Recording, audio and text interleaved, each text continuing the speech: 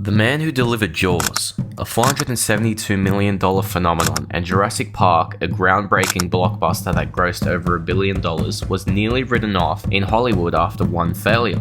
This is the untold story of how Raiders of the Lost Ark saved Spielberg's career and changed cinema forever. There's a big snake in the plane, Jack! In 1979, Steven Spielberg, Hollywood's golden boy, was at rock bottom. His film 1941 had just spiraled out of control, costing $35 million and bombing at the box office. Critics labelled it nihilistic and a mess.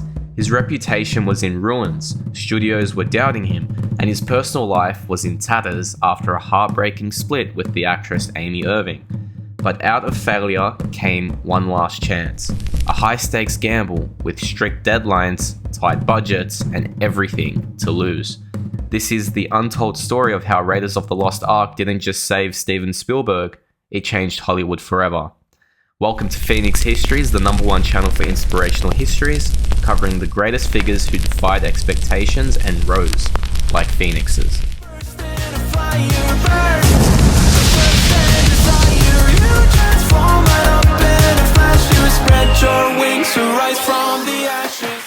In the late 1970s, Steven Spielberg had the Midas touch. Jaws had cemented him as Hollywood's golden boy, and Close Encounters of the Third Kind proved he was more than just a one-hit wonder. But then came 1941. The chaotic World War II comedy spiraled out of control. Costs ballooned, production stalled, and the cocaine-fueled antics of stars like John Belushi added to the mayhem. Spielberg admitted, "It was directing me, I wasn't directing it." When it finally premiered, the critics were ruthless. One reviewer called it a nihilistic mess. The movie became a symbol of Spielberg's recklessness, and studios began to doubt him. As 1941 floundered, Steven Spielberg faced another devastating blow, one that cut even deeper than professional failure. His relationship with actress Amy Irving crumbled under the weight of his relentless focus on filmmaking. Irving, determined to carve out her own path and escape the shadow of Spielberg's larger-than-life world, walked away. For Spielberg, the loss was profound.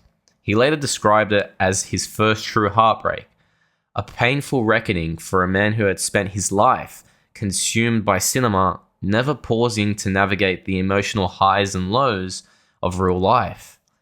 The breakup was more than a personal setback. It left him questioning not just his career, but his ability to balance ambition with connection.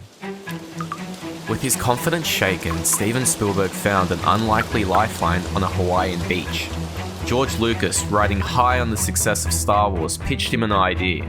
Inspired by the 1930s adventure serials they had both loved as kids, Lucas envisioned a film about a daring archaeologist on a quest to uncover the Ark of the Covenant, a mythical artifact of immense power.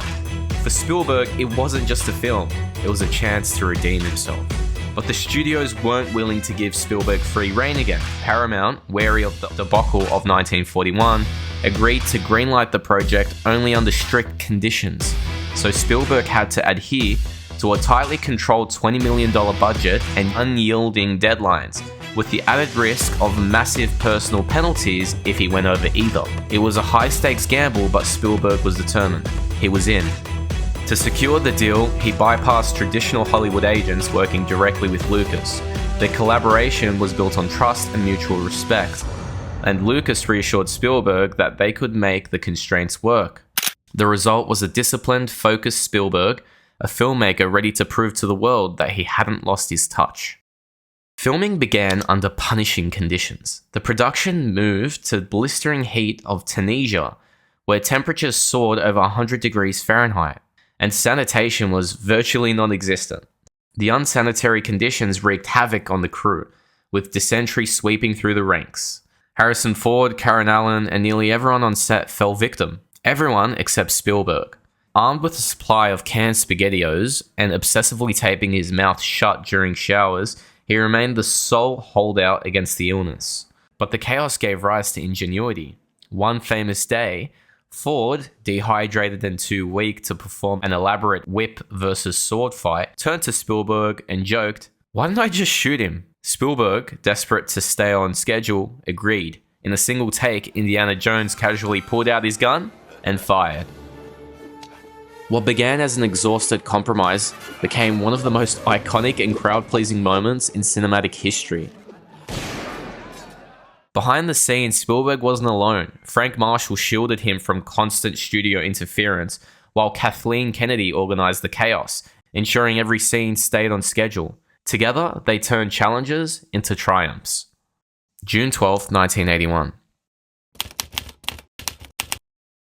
The lights dimmed, the iconic theme swelled, and audiences were swept into an adventure unlike anything they had ever seen before. Raiders of the Lost Ark burst onto screens, a masterstroke made on a modest $20 million budget, a stark contrast to its astonishing $330 million worldwide haul. It wasn't just a film anymore, it was a phenomenon, instantly becoming the highest-grossing movie of that year. Critics were enraptured. Vincent Canby of the New York Times called it one of the most deliriously funny, ingenious, and stylish adventure films ever made. Others heralded it as a pitch-perfect Saturday matinee, celebrating its humor, heart, and pulse-pounding action. For Spielberg, it was more than success. It was redemption. Then came the crowning moment. 9 Academy Award nominations, including Best Picture, and 4 wins in technical categories. Raiders wasn't just a gamble that paid off. It was a revolution, proof that Hollywood's golden boy had not only survived his trials, but emerged as a true cinematic legend. The success of Raiders launched a cultural phenomenon. Paramount signed a 5-picture deal, and Indiana Jones became a global icon. In 1999, the film was enshrined in the US Library of Congress, recognized as culturally, historically, and aesthetically significant. So Steven Spielberg's journey reminds us that failure and heartbreak aren't endings, they're springboards. His breakup with Amy Irving wasn't just a personal loss, it was a wake-up call that forced him to confront the emotional cost of his relentless pursuit of perfection. When 1941 flopped, Spielberg didn't wallow, he recalibrated. George Lucas once said Spielberg's determination was unshakable, even when faced with overwhelming odds. Spielberg turned doubt into drive, surrounding himself with trusted allies like Lucas and Marshall, and transforming the rigid constraints imposed by Paramount into a framework for discipline and focus. As one observer noted, his ability to channel fear into innovation made him a force of nature.